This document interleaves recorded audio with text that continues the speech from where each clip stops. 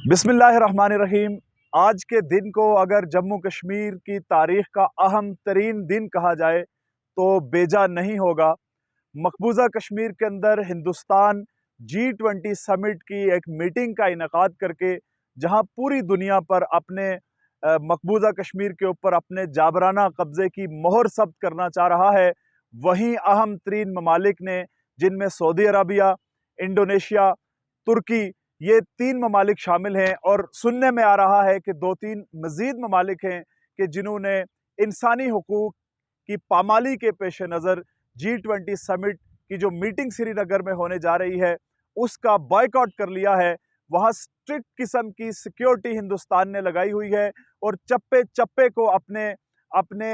ناپاک فوجیوں کے قدموں سے اس نے روند کر رکھا ہوا ہے، لیکن اس کے باوجود انڈیا کو جو سیکیورٹی تھریٹ جموں کشمیر کے اندر آج ہے، اس طرح کا سیکیورٹی تھریٹ اسے کوئی اور اس سے پہلے شاید نہ ہوا ہو۔ اور دوسری جانب اس کی سفارتی سطح پہ ناکامی یہ ہے کہ اہم ترین ممالک نے اس سمٹ کا حصہ بننے سے انکار کر دیا ہے، اور دوسری جانب آزاد خطے کے اندر اگر دیکھا جائے تو آج عوام کا سمندر امڈ آیا ہے۔ آزاد کشمیر کے مختلف شہروں کے اندر آج عوام اس جابرانہ قبضے کے خلاف اور اس غیر قانونی سمٹ کے خلاف سراپا احتجاج بھی ہے۔ راولاکوٹ کی اگر بات کی جائے، ضلع پنچ کا اہم ترین شہر ہے، اس میں آج آل پارٹیز کے زیر اہتمام ایک عظیم الشان احتجاج ہونے جا رہا ہے، جس کے لیے قافلے جوک در جوک کیپٹن حسین خان شہید پوسٹ گریجویٹ کالج میں جمع ہو رہے ہیں، مزید قافلے آ رہے ہیں، اور عوام کا ایک سمندر آج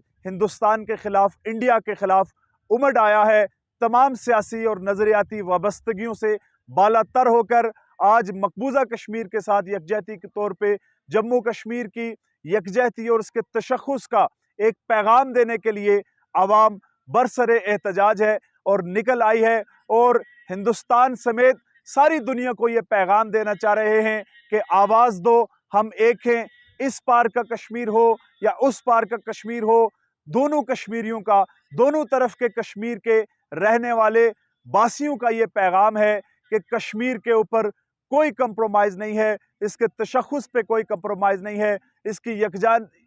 یکجہتی پہ کوئی کمپرومائز نہیں ہے، اس کی وحدانیت پہ کوئی کمپرومائز نہیں ہے، اور اس وقت تک جد و جہد جاری رکھی جائے گی جب تک کشمیریوں کے ارمان، ان کی خواہشیں پوری نہیں ہوتی اور پورا جموں کشمیر آزاد ہو کر اپنے مستقبل کا فیصلہ نہیں کر پاتی۔